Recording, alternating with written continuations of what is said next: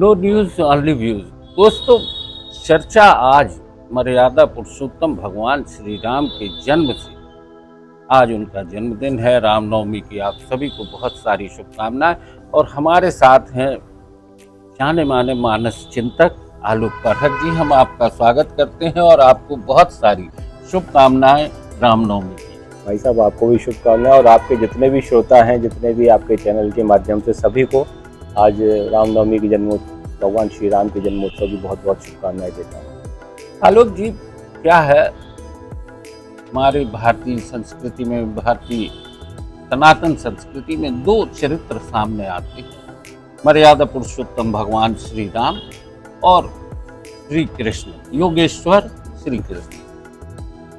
सतयुग, त्रेता, द्वापर और अब हम कलयुग के कालखंड में बैठे हैं। तो सहज एक प्रश्न होता है कि राम जो हैं वो और कृष्ण में क्या फर्क आ जाता है। देखिए, राम जन्मे एक सामान्य मानव की तरह, लेकिन उन्होंने अपने जीवन में जितने भी काम किए वो उन्हें ब्रह्म स्वरूप में ले गए। और कृष्ण जन्मे एक ब्रह्म की तरह, दरवाजे खोल दिए, देवकी को, माता देवकी को याद नहीं रहा। भगवान वासुदेव जो उनके पिता थे, उनको भी उन्होंने प्रेरणा से, मूल स्वरूप से, कि हम वो पहचान ना पाए भगवान को, एक मूल स्वरूप से उनको विलग करके और एक सामान्य मानव की तरह। और मैं अक्सर जब भगवान श्री कृष्ण पर चर्चा करता हूँ तो लोग हमेशा कहता हूँ कि भगवान श्री कृष्ण पर चर्चा तो होनी चाहिए, लेकिन भगवान वासुदेव पर भी होनी चाहिए। तो ब्रह्म की जो चर्चा होती है भगवान श्री कृष्ण की, वो मर्यादा पुरुषोत्तम के रूप में चर्चा होती है। कि जब कृष्ण की हम चर्चा करते हैं तो सकल कलाओं से युक्त एक ऐसे व्यक्ति की चर्चा करते हैं जो ब्रह्म स्वरूप में होके केवल बांसुरी लेके पूरे युद्ध में खड़ा हो जाता है। पाठक जी, सबसे बड़ी चीज आती है कि आज हर जगह जहाँ देखें सरकार भी हमेशा कहती है राम राज्य की कल्पना की जाए। तो ऐसा क्या था राम राज्य? देखिए, आपको इसके लिए रामचरितमानस में जाना पड़ेगा।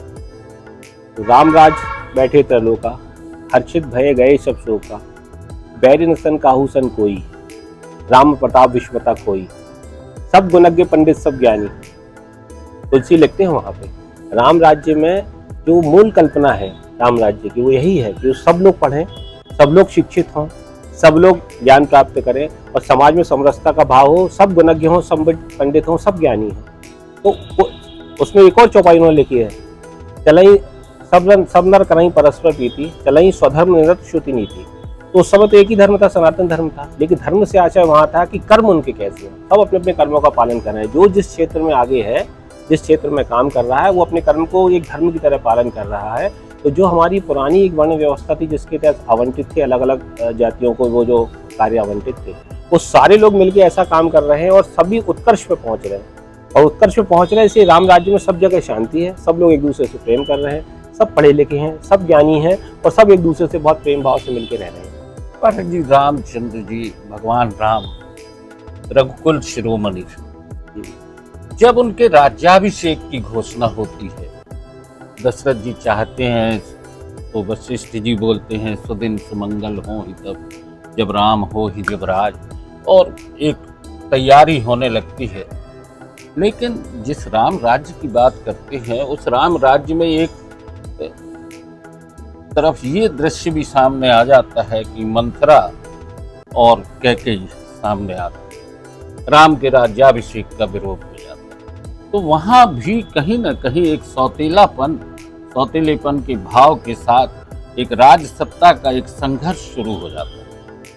तो देखा जाए तो राम जी के साथ भी वो सारी स्थितियां सामने आ जाती हैं और राम को वनवास जाना पड़ता है। तो इस पूरे घटनाक्रम में रामचरितमानस, वाल्मीकि रामायण में भी जो वर्णित है, उसमें कहीं ना कहीं हर काल, हर समय में कुछ ऐसे तत्व रहे हैं।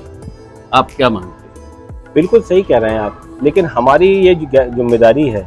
भगवान श्री राम का जब अभिषेक का समय आया, तो अभिषेक का समय आया तो एक दिन पहले ही उस समय के, उस काल के जो सबसे अच्छी ज्योतिषी थे वशिष्ठ जी, उन्होंने भगवान श्री राम, अभी मैं कहीं बैठा था तो उस पर ही चर्चा हो रही थी और वो चर्चा फिर अभी निकल आई। तो वशिष्ठ जी ने एक मुहूर्त निकाला। आप कल्पना कीजिए, जिसे अगले दिन सुबह राजा बनना है, वो अगले दिन सुबह वनवास को जा रहा है। इस पूरे घटनाक्रम पे मेरा जो रिसर्च चल रहा है, मेरा रिसर्च चल रहा है दशरथ जी पे। मेरा अपना ये मानना है कि घर का जो बड़ा होता है उसकी एक नैतिक जिम्मेदारी होती है कि वो घर के जब बड़े फैसले ले तो घर के सब लोगों को साथ में रखे। दशरथ जी ने एक फैसला लिया कि प्रभु श्री राम को, चूंकि अब मैं कई बार कहता हूँ कि ये मुहूर्तों के चक्कर में बहुत ज्यादा नहीं पड़ना चाहिए, जब कोई मुझसे पूछता तो मैं यही उदाहरण देता हूँ। तो मैं ये कहता हूँ कि मुहूर्तों के चक्कर में हमें अपने पारिवारिक दायित्वों के, अपने कर्तव्यों के बारे में भी सोचना चाहिए। दशरथ जी ने एक बड़ा फैसला लेना था। आप कल्पना कीजिए कि भगवान राम का राज्याभिषेक होना है उस काल का सबसे बड़ा कार्य, उनके विवाह से भी बड़ा कार्य जिसको कह सकते हैं, और उसमें उनका छोटा भाई ना हो दोनों।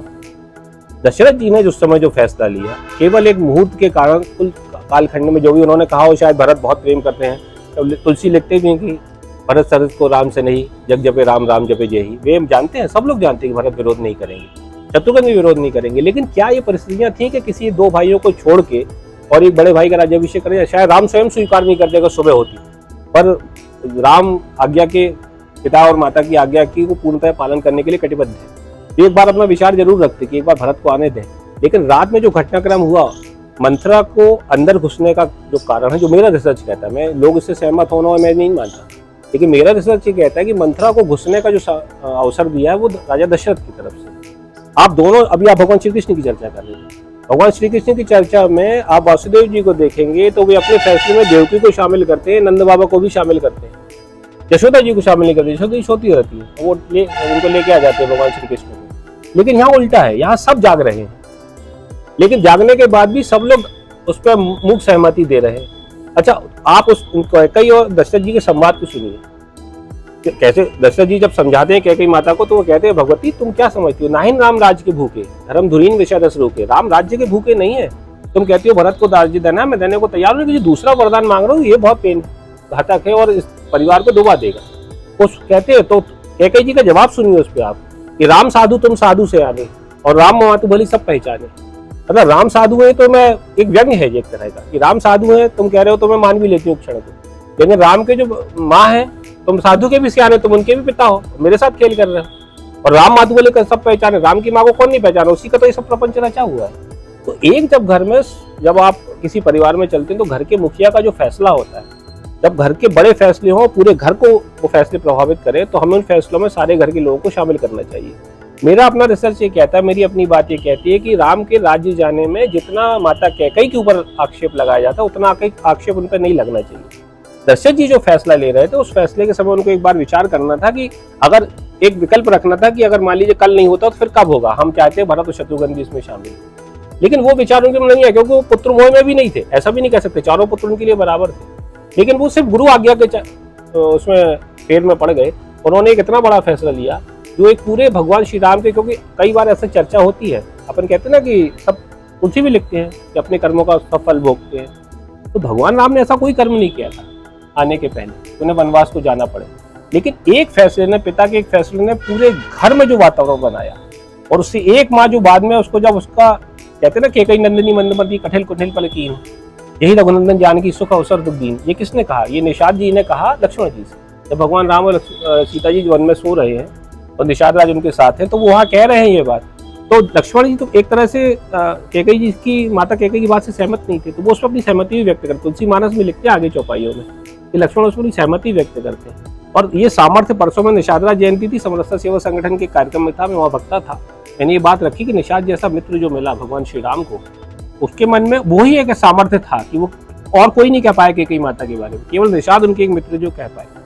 तो जो पूरा घटनाक्रम है भगवान श्री कृष्ण के इस मामले में क्या है, वो बार बार फैसलों में सबको शामिल करते हैं। बलदाऊ को लेके आते हैं, माता से पूछते हैं, कुछ छोटे बड़े जितने फैसले होते हैं सब में वो सबको शामिल करते हैं। वासुदेव जी भी फैसले में शामिल करते हैं जब भगवान प्रकट होते हैं देवकी जी के सामने, और जब वो उनको ये नहीं पता होता कि पुत्र हुआ है कि पुत्री हुई। पाठक जी, एक बात तो तय है कि सत्ता के संघर्ष हर काल खंड में रहे हैं, ये तो तय, चाहे त्रेता हो, चाहे द्वापर हो, तो चाहे कलयुग हो, चाहे कलयुग है, आज भी वो संघर्ष है। अब इन संघर्षों के बीच में जब हम राम राज्य की कल्पना करते हैं, तो हमारे बहुत नजदीक का कालखंड है द्वापर, और कृष्ण जिस तरीके से सामने आते हैं, तो लगता है कि एक कालखंड के बाद दूसरा कालखंड कृष्ण के बाद का, उसके बाद तो अब जिस तरीके से द्वापर की घटनाक्रम पर जाएं, तो आज कलयुग में कुछ और वैसी ही परिस्थितियां सामने दिखती हैं। ऐसे में क्या राम राज्य की कल्पना साकार होना आपको लगता है कि हो सकता है? राम राज्य की जो कल्पना है, जैसा मैंने आपको भी मानस में जो राम राज्य की कल्पना है, मैं उसी के आधार पर आगे बात करना चाहूँगा। राम राज्य की कल्पना है आदमी का स्व।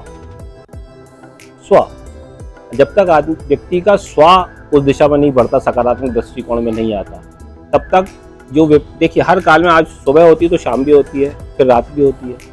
तो जो लोग बैठे हैं आज सत्ता में, उस समय भी थे। भगवान राम के राज्य में, उनके दरबार में एक उनके दरबारी ने भगवती सीता पे एक आक्षेप लगा दिया। भगवान राम के सब कुछ ठीक होने के बाद भी मर्यादित चरित्र, मेरी एक कविता है, मैं हमेशा ये बात कहता हूँ, मर्यादित राम का जीवन जो है वो बहुत मानस में तत्व निहित ऐसे भक्ति और ज्ञान मिले, जैसे वो जो मैंने लिखा है, मर्यादित राम की लीला से कर्तव्य का पथ सजा जैसे, और समझेंगे इसको वही लोग जिन्हें राम मिलन की आस है। मानस रूपी इस मंदिर में सिया राम लखन का वास है, वक्ता शिव हनुमत का भूषण, रचना कर तुलसीदास। ये मेरी कविता है पूरी, भगवान श्री राम। तो मानस पे मैंने वो कविता लिखी है, हालांकि उसमें 4-5 बंद और हैं, लेकिन तत्व ज्ञान यही है कि भगवान राम और भगवान कृष्ण दोनों तत्व हैं। हम जिस धार्मिक वातावरण में जाते हैं, हम सिर्फ धार्मिक वातावरण का आचरण करके उस आचरण को अपने अंदर आत्मसात नहीं करते। आध्यात्मिक चेतना जो ये कहती है कि हम उस राम तत्व को समझें, कृष्ण के तत्व को समझें। तात्कालिक परिस्थितियों में भगवान कैसे निर्णय लेते थे। स्वयं ब्रह्म होकर भी 5 गांव मांगने जाते हैं। वे जानते हैं कि युधिष्ठिर सब कुछ हार चुके हैं, अब उनका कोई हिस्सा शेष नहीं रहता, लेकिन वे युद्ध से पहले ये चाहते हैं कि इनको 5 गांव, चूंकि वो मेरे मित्र हैं। आप अक्सर मेरे से कभी चर्चा होती है तो लोग मेरे से पूछते हैं कि भगवान श्री राम का मंदिर, हनुमान जी का मंदिर सब जगह है और भगवान अर्जुन का मंदिर कहीं नहीं, जबकि दोनों भगवान की शाखा है। तो मैं उनको यही बताता हूँ कि जो भगवान से किंतु परंतु करता है उसका मंदिर कभी नहीं बनता। जो भगवान की आज्ञा का पालन करता है उसके मंदिर सब जगह बनते हैं। दोस्तों, हरि अनंत हरि कथा अनंता। आज रामनवमी का दिन मर्यादा पुरुषोत्तम भगवान श्री राम के चरित्र को समझने की जरूरत है। श्री कृष्ण के चरित्र को भी समझने की जरूरत है। आलोक पाठक जी से जो चर्चा हुई, इस पर बहुत देर चर्चा हो सकती है, क्योंकि एक समय की सीमाएं होती हैं और आज की चर्चा को हम यहीं विराम देते हैं। लेकिन एक बात आपसे कहना चाहेंगे कि मर्यादा पुरुषोत्तम भगवान श्री राम एक ऐसे राम की कल्पना है। तुलसीदास के रामचरितमानस में जब हम बात करते हैं, वो शबरी के राम भी हैं, वो निषाद के राम भी हैं, और वो युद्ध के अंत में जब धर्म और अधर्म का युद्ध हो रहा है, उसके बाद अपनी वानर सेना को जीवित करने के लिए इंद्र से प्रार्थना करते हैं कि अमृत की वर्षा कर दो। और वहीं दूसरी तरफ भगवान श्री कृष्ण हैं। जब पूरा युद्ध खत्म होता है, कौरव पांडवों का, एक अक्षौणी सेना पांडवों की बची रहती है, लेकिन वे कोई प्रार्थना नहीं करते हैं और वे पांडवों के साथ अज्ञातवास की तरफ निकल जाते हैं। वे जानते हैं कि ये युद्ध और इसके बाद जो लोग बचे हैं वो और विषम स्थितियां सामने आएंगी, लेकिन उन्होंने उस सेना को बचाने का, जबकि उनकी खुद की सेना थी जो कौरवों के पक्ष में लगी। बहरहाल चर्चाएं बहुत हैं। नो न्यूज ऑनली व्यूज पर दोस्तों आज बस इतना ही। पाठक जी बहुत बहुत धन्यवाद। एक बार फिर आपको रामनवमी की शुभकामनाएं। भैया आपको भी फिर से शुभकामनाएं और आपके दर्शकों को भी बहुत बहुत शुभकामनाएं। जय जय श्री राम।